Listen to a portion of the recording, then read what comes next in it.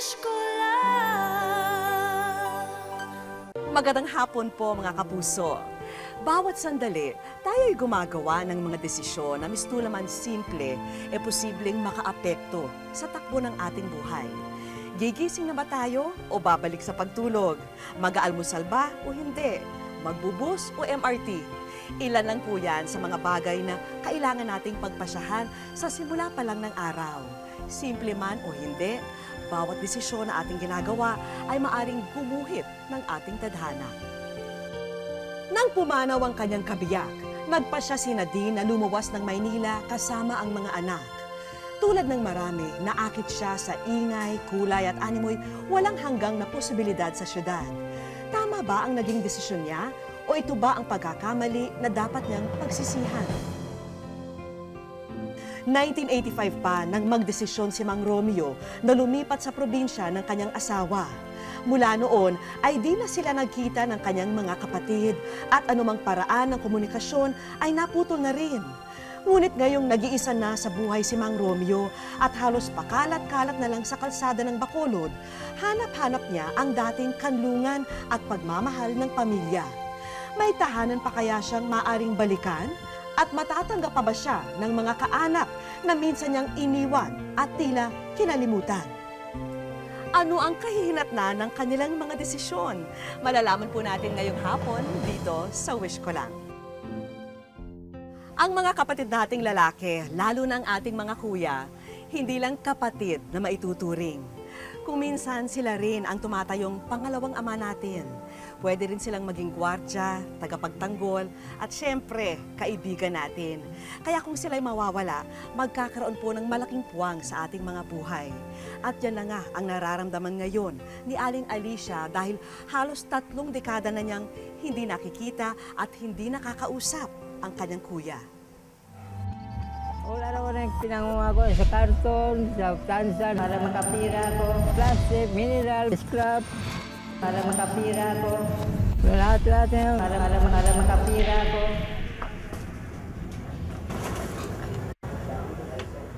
Sa pagmulat ng kanyang mga mata, magsisimula ang isa na namang pakikibaka.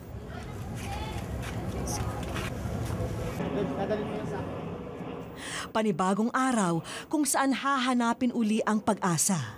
Isang araw na tila walang katapusan.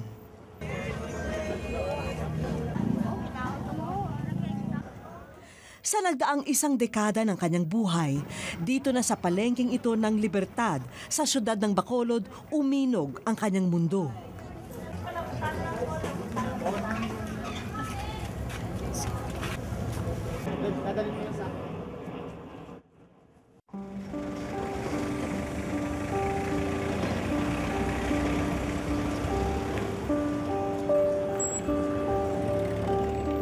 Sa abalang palengking ito, karaniwang makikita si Tatay Romeo Busano, 70 taong gulang. Nangangalakal at dumidiskarte upang may maipanlaman sa kumakalam na sikmura. Ang hapong katawan ang patuloy niyang ipinupuhunan upang maitawid ang bawat maghapon na tila napakabagal ng usad. Pagising, we were collecting all around, mga garbage here, all around here. Inside this compound here. Magkano po yung kinikita niyo dyan? Before, more than 100, but now no more.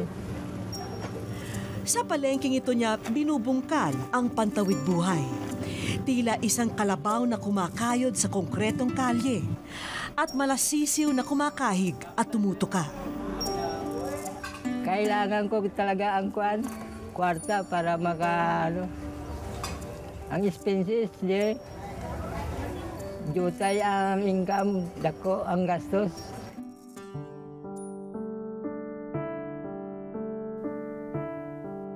Pag ako magmahal, dulot sa unod sa isa ka babae.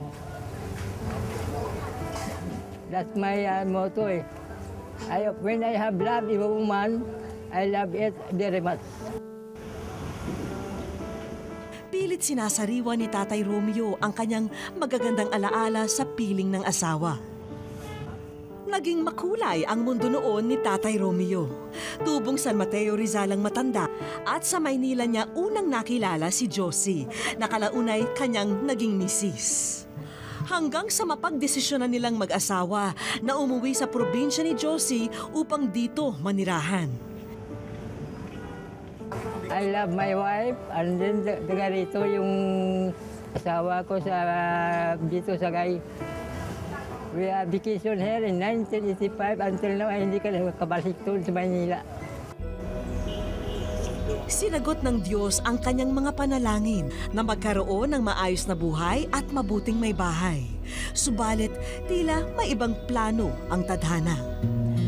Taong 2001 nang magupo ng karamdaman ng kanyang kabiyak hanggang sa tuluyang bawiin ito ng langit. Naiwan si Tatay Romeo na lumuluha at nag-iisa. Matapos ang kasawian at mabigat man ang kalooban, tuloy ang buhay para kay Tatay Romeo.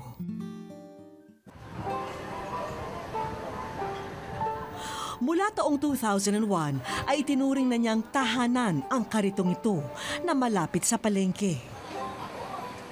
Sawang-sawa na ako dito. Ganyan na naman. 27 years ako dito, wala agad mangyari sa akin yan. Kaya ganyan ang buhay ko. Isang tuka lang yan. Walang laban ang pobreng matanda sa mga hamon ng bawat maghapon. Pasalamat na lamang siya dahil may ilang taong nagmamalasakit sa kanya. Para kay Tatay Romeo, isang biyaya na ang pagkukrus ng landas nila ni Estela dahil ito raw ay isang mabuting Samaritano. Minsan lang napadako si Estela sa pwesto ni Tatay, pero agad daw kinurot ang kanyang puso sa sitwasyon ng kawawang matanda. So palagi ko siya nadadaanan tuwing umaga, hapon at saka gabi. Papauwi na ako sa amin, galing ng trabaho, nakikita ko pa rin siya namumulot ng basura. So isang beses, nag-usap kami na open niya yung gusto siyang umuwi sa kanila. Bagamat gipit din, sa tuwing may pagkakataon ay inaabot-abutan ni Estela ng kaunting salapi si Tatay Romeo. Minsan mga kain ako sa mga karinderya. May umaawa naman sa akin. Binibigyan ako pagkain. Hapon na at kumakalam na ang sikmura ni Tatay Romeo. Bagamat mahirap pa sa daga, pinaglalaanan naman ng matanda na magkaroon siya ng disenteng pagkain. Ang barya-baryang kinikita kasama ang kaunting tulong ng ilang kaibigan ang pilit pinagkakasya ni Tatay Romeo. Sa paglipas ng bawat sandali ng kanyang buhay, may mga bagay na patuloy sa kanyang bumabagabag. Alam mo, malaki ang kaibahan sa pagkat. Kung wala ka maski isang kusing, isang pira, matakbo ka lang sa mga kapatid, pahiram na dad, pahiram na sis. Kung mayroon sila, magbigay. Pero dito, wala ka madalaganan dyan, wala ka makuhan dyan.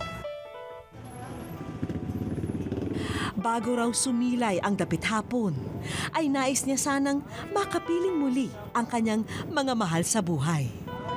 Mga kapatid ko, Rode,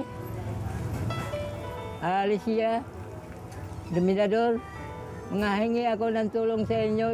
Nandito ko sa Bacolod. Bigyan mo naman kami, ako napansin ninyo, dito ako, mahirap na ako dito sa Bacolod. Gusto ko na mauwi, makita lang kayo lahat dito sa Manila. Kasabay ng pagkagat ng dilim, ang unti-unting panghihina ng katawang niluma na ng panahon. Kung narito lamang daw sa Bacolod ang kanyang mga mahal sa buhay, hindi magiging ganito kamiserable ang kinasadakan niyang sitwasyon. Number one important of my life, makita ko lang yung mga kapatid ko. That's it. Because I am so tired of here. Gabi na at oras na ng kanyang pamamahinga. Ang pagod na katawan ay kanyang ihihiga sa karitong ito. Hindi alintana ang panganib na maaring sapitin.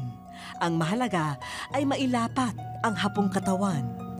At sa bawat pagpikit ng kanyang mga mata ay ang panalangin at pag-asa na magliliwanag ang darating na bukas. Wish ko lang sa aming pagbabalik. Baka puso subong, ihatag na kay tatay ang isa kasulatay. Pwede mo ni maabrihan. Abre. Ano na? Ano na butang da? Ah? Pagtangis ang isinukli ni tatay sa magandang balita na aming dala. Wish ko lang. Ang hinaing ni Tatay Romeo ay inilapit ni Estela sa RGMA Bacolod. Ginawa ng reporter na si Adrian Bobe ang kwento ng matanda. Ugto pagkatapos ara balanga daw medyo. At noong nakaraang buwan ay ipinalabas sa local program na Issue na Grensing Subong ang storya ng buhay ni Tatay Romeo. Pangsura. Nakarating sa amin ang hiling ni Tatay, kaya sinadya namin siya dito sa Bacolod City. Katuwang ang RGMA Bacolod at ang reporter na si Adrian, pinuntahan namin si Tatay Romeo. At sa araw na ito, isasagawa namin ang aming plano. Mga puso pagkatapos ang lapit isa ka bulan subong nagbalik iti diri sa may paradahan sang Libertad kag Mambukal kag aton subong ihatag ang isa ka sorpresa nga piho naton tanan magabag ugid sa kabuhi sang isa ka persona nga sa madugay na nga tion masobra na duwa ka tigada ang nagtiner sa sini nga lugar. Maya-maya pa'y dumating na si Tatay Romeo. So medyo subong ginapangita pa naton si tatay kay wala na siya subong sa iya nga lugar. Swerte kita makapuso kay ari gid siya subong gali. Tay din kahalin. Kamusta ka na? Nadumdumano ka ko? Sino ngalan ko? Sino ngalan ko? Adrian, kamusta ka na din kahalin? Kamusta naman? Araw-araw, ito pa rin ginagawa mo? Araw-araw. Dahil sa pag-ibig. Pag-ibig, isang biro. Baka puso subong, ihatag na kay tatay ang isa kasulatay. Pwede mo ni maabrihan. Abre. Ano na? Ano na butang da? Ah? Ano na butang? Basahan na biyan, ano na butang? Bacolod to Manila. Think, amo na, excited ka na makita sila? Yes po. Pagtangis ang isinukli ni Tatay sa magandang balita na aming dala.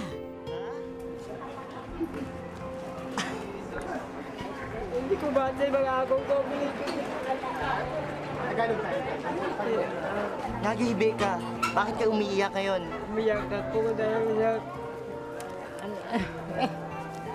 Maalala ko mga kapatid ko, yun lang. Kaya gusto ko lang makita sila lahat.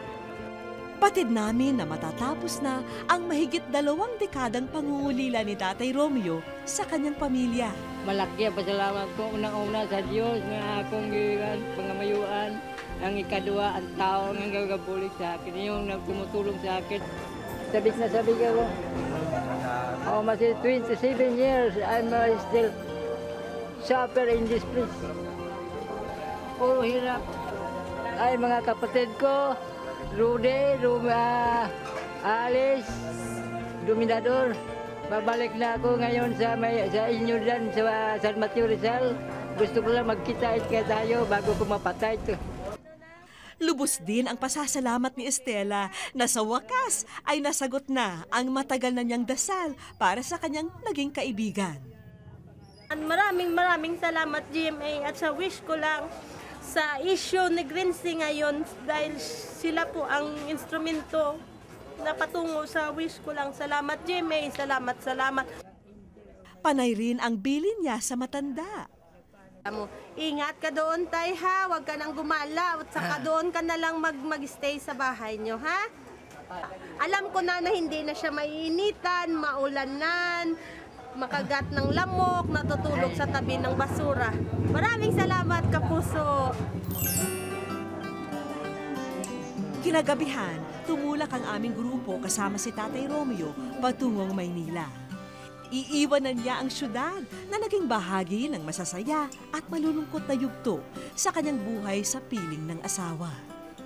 Ngunit panahon na upang harapin ang panibagong bukas sa piling ng mga mahal na kapatid. Pansamantala naming pinatuloy sa resort na ito si Tatay Romeo habang aming hinahanap ang kanyang mga kapatid. Dito sa Barangay Mali, San Mateo, Rizal namin natagpuan ang pamilya ni Aling Alicia, ang ikatlo at natitirang buhay na kapatid ni Tatay Romeo. Sa tagal niyang nalayo, hindi alam ni Tatay na ilang taon na rin ang nakararaan nang bawian ng buhay ang kanyang iba pang mga kapatid na sina Rodolfo at Dominador. Ay, yung dalawa kong kapatid, si Rodolfo, saka si Dominador, si June, namatay na yun. 2005 si June, yun namang kapatid kong isa, 2003 namatay. So, magkasunod lang sila. Kaya iniisip namin siya, sabi ko, ano na kaya yung kuya ko? Ayon sa kwento ni Aling Alicia, 1985 daw nang lisanin ng kanyang kuya at asawa nitong si Josie ang Rizal. Sabi ko, mag-isa ka lang sa Bacolod, wala kang, kung anong mangyari, wala kang matakbuhan, mag-isa ka lang. Sabi niya, hindi bali kasi asawa ko naman to eh. Ang mga lumang larawan ng kanyang panganay na kapatid ay pinakatago-tago't iniingatan. Lalo pat 27 taon na niyang hindi nakikita ni Anino ng kanyang kuya. Hindi sumulat kami. Yung sulat namin bumalik, return to sender. Kaya naisip, nagsumulat pa kami uli. Ganun din. Sabi ko, ano kaya ito? Ibig sabihin, wala na. Ipinahanap din nila ito sa manugang na taga-probinsya, subalit sa lawak at dami ng tao sa Bacolod ay nanatili silang bigo. Nagkataon naman yung anak ko na kapag-asawa ng taga Bacolod, malapit doon. So nung umuwi sila, nagbadala kami ng pera na hanapin. Kasi yung biyanan naman ng anak ko, vendor din isda, doon nagtitinda sa gilid ng palengke daw. Ngayon, sabi ko, hanapin yun, nagpadala kami ng pera. Sabi naman ng anak ko, Mama, hindi talaga namin siya makita. Kaya gano'n na lamang ang kanilang kagalakan nang mapanood ng kanyang anak ang kwento ni Tatay Romeo. Nagpapasalamat talaga ako sa GMA kasi talagang sila yung sa akin, nabuhay pa pala.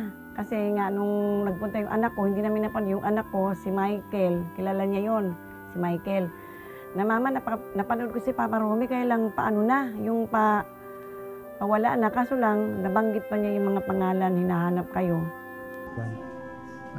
Masasabing komportable ang buhay ni Aling Alicia at ipinangako nilang kung sakaling babalik ang kapatid ay magiging maayos ang magiging buhay nito sa piling nila. Saka huwag kang mag-alala kung bumalik ka dito. Welcome na welcome ka dito. Wish ko sa aming pagbabalik.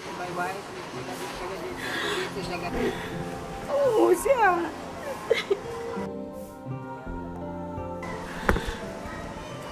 Mano? Pero ni. Kailan ka sa? Wala na. Ha? Hindi ko nagkilala. Wish ko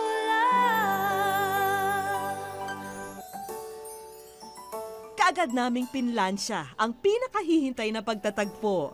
Inibitahan namin ang buong pamilya ni Nanay Alicia, pati na rin ang ilan sa kanyang mga pamangkin. Ang dahilan namin, kukunan namin sila ng isa pang interview ukol kay Tatay Romeo. Pinapasok na namin sila at ipinapanood ang video ni Tatay Romeo upang makumpirma kung siya na nga ang hinahanap nilang kaanak. October 10, 1975, because of my loved one, my wife, dito sa guys.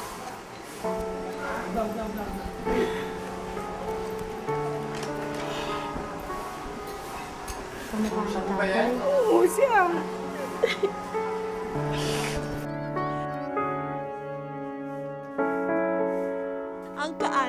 na matagal na nilang hinahanap, halos kadaupang palad na. Samantalang si Tatay Romeo ay umupo na lamang sa isang tabi na tila estranghero sa mga taong nasa paligid. Hanggang sa... Mano? Jeremy?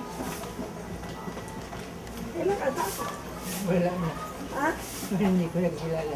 Kita ba imong mama? Rosario Silaw. Oh, si Alice man ko. Ikaw? Oo, sa magkain-taon ko eh. Sa magkain-taon nga natin. Ikaw galing.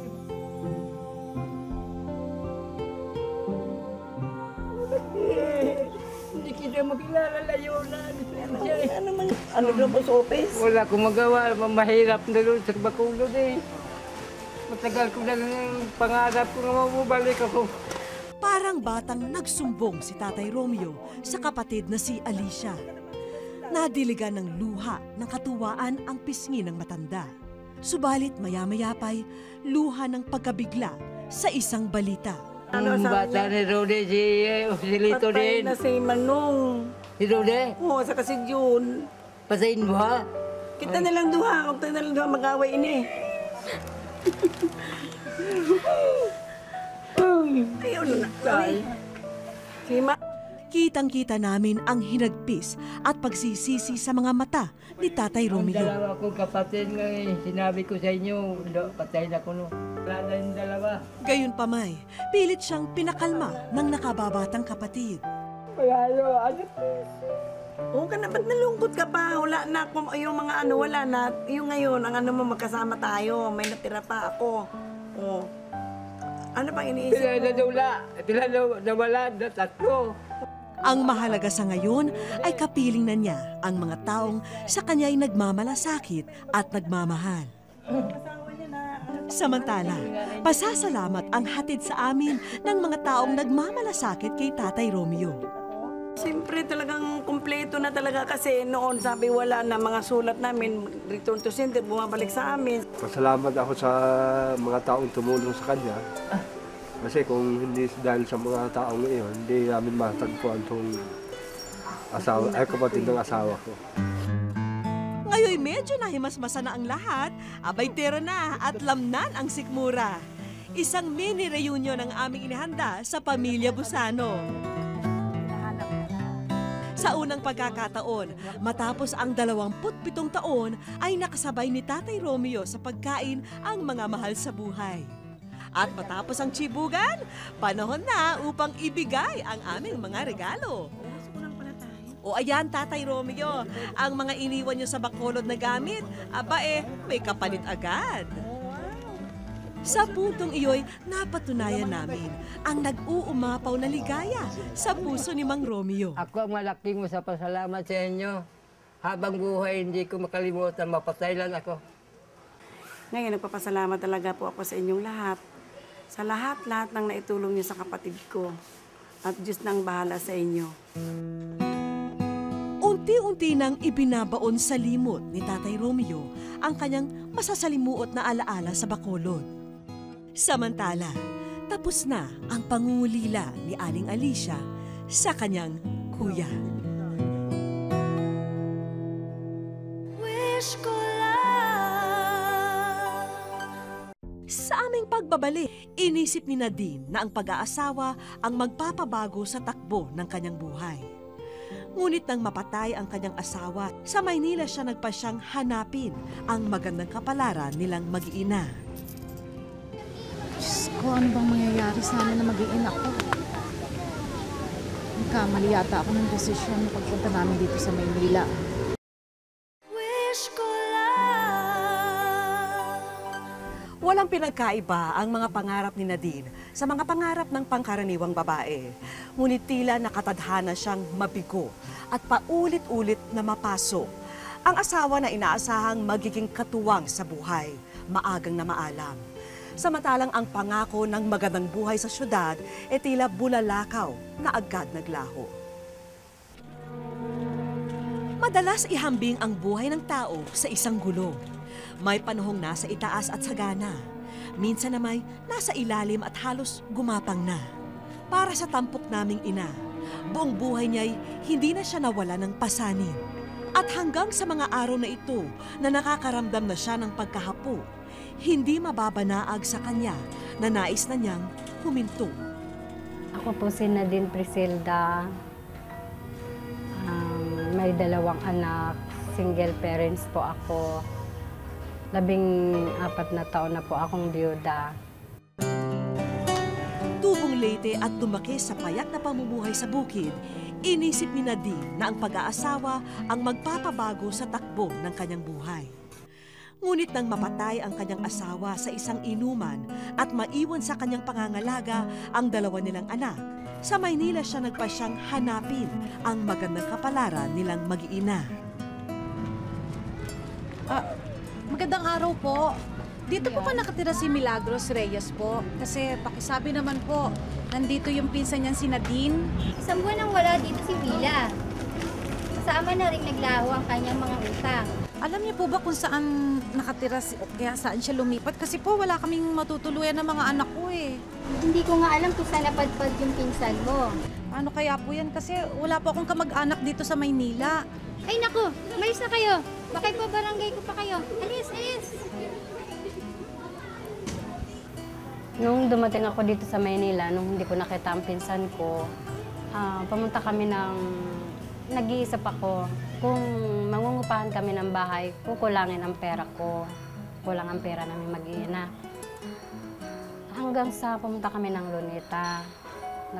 Nung maaga pa lang, nagpapasyal-pasyal muna. Mga bata naman walang alam kasi mga maliliit pa. Masaya sila, naglalaro.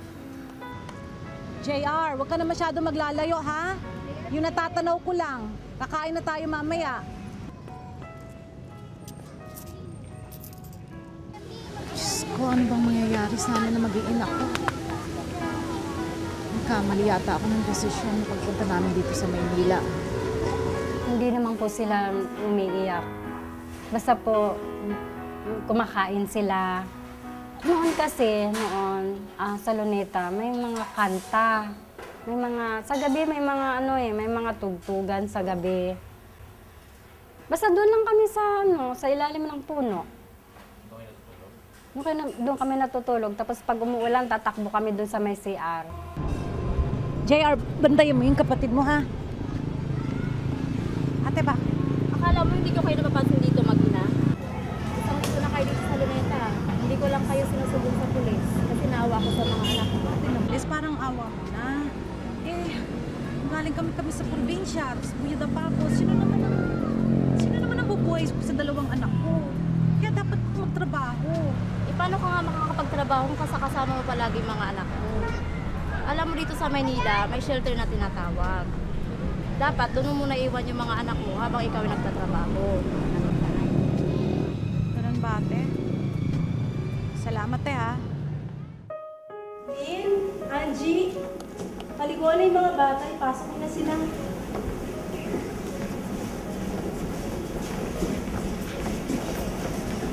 Ma'am, kayo na po ang bahala sa mga anak ko. Pag nakaipon po ako, kukunin ko po sila agad. Basta na din, tandaan mo, tuwing linggo lang ang dalaw ng mga bata. Sa loob ng 6 na buwan at di mo sila balikan, consider na silang abandon, candidate din sila for the adoption. Ma'am, hindi ko naman po kayang gawin sa mga anak ko yun dahil mahal na mahal ko po sila. Gusto ko lang naman, pagtrabaho ko, makaipon, makapagsimula muli. O sige, iwanan mo na yung mga bata. Huwag mo pababayaan ang kapatid mo, ha? Mahal na mahal kayo ni Mama.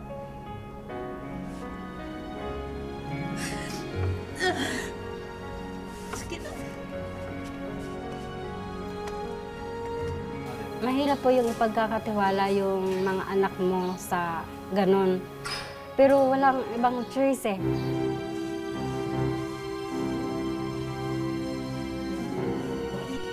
Pumasok muna ako sa bahay ng mag-asawa na masukan ako bilang katulong.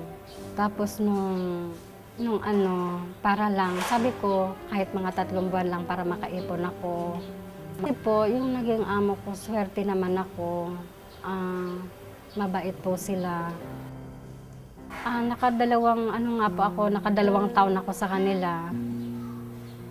Nung sabi nung social worker na, nanay, hindi pwede kasi magtagal yung mga anak mo dito. Tapos, problema na naman po ako kasi wala pa ako masyadong ipon.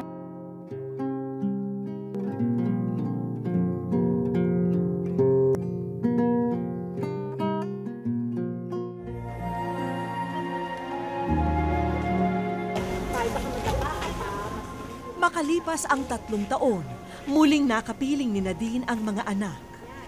Isang kaibigan din ang nagpatira sa kanilang mag-iina sa bakanting bahay nito sa Cavite.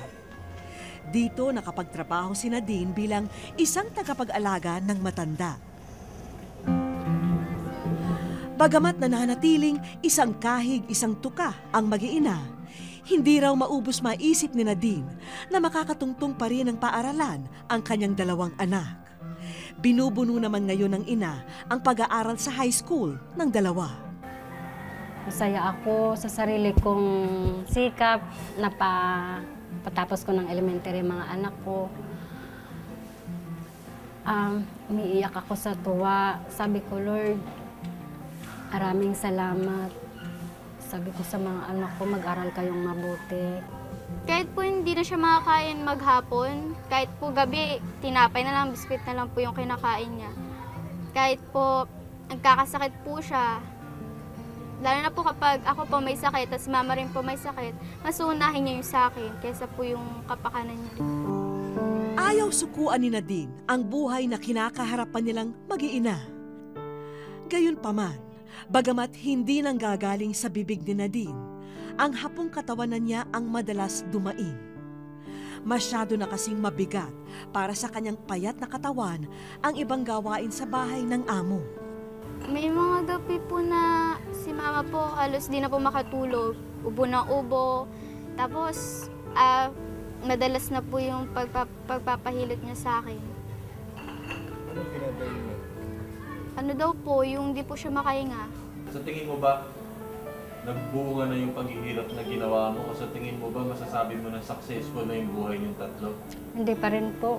Kasi hindi ko pa nakikitang tapos ang mga anak ko. Sa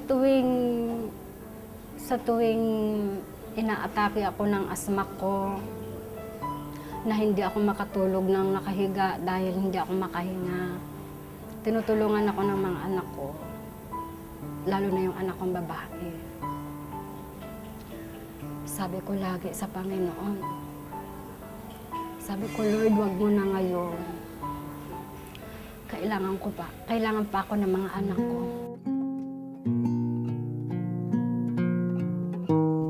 Ang kwento ni Nadine ay kwento ng maraming kababaihan sa ating bansa. Kwento ng sakripisyo, debosyon at pagmamahal. Mga katangiang taglay ng bawat ilaw ng tahanan. Kaya naman sa pagbabahagi ni Nadine sa amin ng buhay nilang mag-iina, isang di pangkaraniwang paghanga at salamat ang nais naming ipagkaloob sa kanya.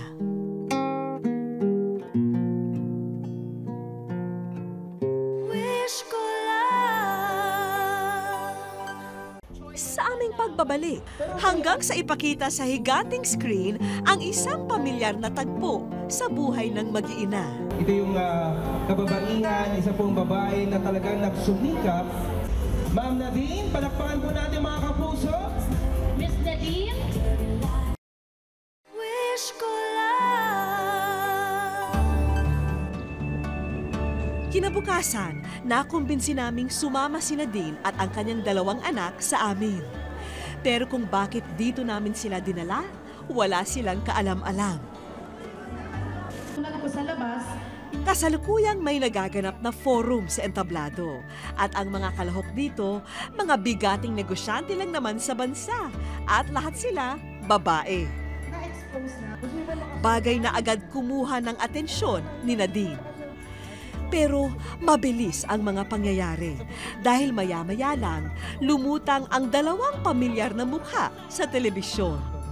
Sina May at Betong, Of course, gusto ko naman. Lahat naman ng Silang dalawa rin ang Master of Ceremonies ng nasabing event ng Go Negosyo. Hanggang sa ipakita sa higanting screen ang isang pamilyar na tagpo sa buhay ng mag-iina. Ito po yung kababaihan na binabanggit po natin kaninang a while ago. Ito yung kababaihan, isa pong babae na talagang nagsumikap. Ma'am Nadine, palakpakan po natin mga kapuso. Miss Nadine? Si Ma'am Nadine Priselda at ang kanyang pamilya. Naalala niyo po ba ito? Oh. Ito pong sulat po na ito. Ang sumulat, JN. Sige nga, tingnan mo nga ang sulat na yan at sabihin mo sa amin kung kanino ka sumulat at kanino mo pinadala yan. Kanino niyo pinadala yung sulat na yan? Saan? Sa Wish ko lang! Dahil ngayong hapon naman Nanay Nadine at ang buong pamilya, narito po kayo sa Wish ko lang! Bakas na bakas ang pagkamangha ng tatlo. Ang alam kasi nila, sa panaginip lang nagaganap ang ganitong mga tagpo. Gusto ko po nang makapag-aral sila ng hanggang sa matapos. At bukod syempre makapag-aral, balita ko po. Kasi medyo nabasa ko niya yung sulat na yun. Talagang gusto niyo rin po magkaroon ng sariling negosyo. Opo. Hindi ka nananaginip na din, lalo na kapag narinig mo ang sasabihin ng mga taong nasa likod ng event na ito. Dahil Go Negosyo at ang RFM Corporation, gusto naming matupad ang iyong wish, ang iyong pangarap. Si Joey Concepcion at ang RFM Corporation, Go Negosyo, ay malugod na inahandog sa iyo ang isang Swift Meaty Hot Dogs Negosyo Cart. Wow! Na may halaga na around 100,000 pesos. Kasabay doon ay ang Kettle Corn Negosyo Dealership Package. Ito, ang binigay namin sa inyo isang negosyo.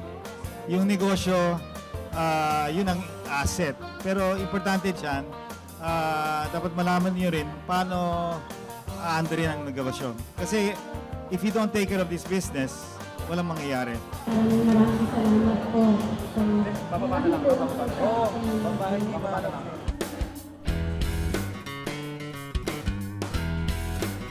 Sinong mag-aakalang sa isang iglap, ang dating kasambahay magiging isang lehitimong negosyante na ngayon? Doon nabatid ni Nadine na ang araw na ito ang araw na magbabago ang kwento nilang tatlo.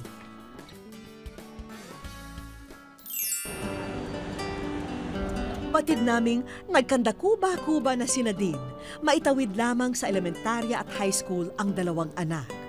Kaya naman sa muli naming pakikipagkita sa kanila, sinigurado naming mabubunutan na ng tinik sa lalamunan si Nadine. Alam niyo ba kung bakit? Ito po kami bilang mga miyembro ng pamunuan ng Philippine Christian University. At sa hapong ito ay bibigyan natin ng katuparan ang pangarap ni J.Ann para sa kanyang inang si Aling Nadine at para na rin sa kanyang kapatid na lalaki na si J.R. At dahil dito ay i-award namin silang magkapatid ng full scholarship mula sa Philippine Christian University. Maraming salamat po sa tulong na binigay niyo. Tatanawin ko po itong malaking nautang na loob. Mag-aaral po ako ng mabuti. Ang mga bagay na hindi naranasan ni Nadine sa buhay, nasasaksihan niyang ipinagkakaloob sa kanyang mga mahal na anak. At bago tayo tuluyang maghiwalay, Nadine, tanggapin mo ang ilang munting regalo na magagamit mo kapag magkakasama na kayo sa inyong tahanan. Gusto ko magpasalamat sa Panginoon na binigyan kami ng ganitong pagbabago. Hindi ko inaasahan talagang. Kahit kailan hindi ko naisip na magkakaganito yung buhay namin.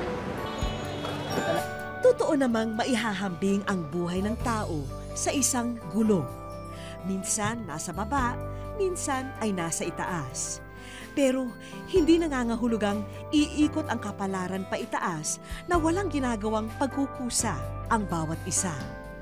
Tulad na lamang ni Nadine, na pikit matang binabalikat ang lahat para sa dalawang pinakamahalagang tao sa kanyang buhay. Kung may hiling po kayo para sa inyong pamilya, kaibigan o para sa sarili, sulatan niyo po kami sa GMA Network at sa Corner Timog Avenue, Quezon City. Maaari rin niyong iparating ang inyong kahilingan, kwento at komento sa aming official page sa Facebook at sa Twitter at Wish Ko Lang GMA.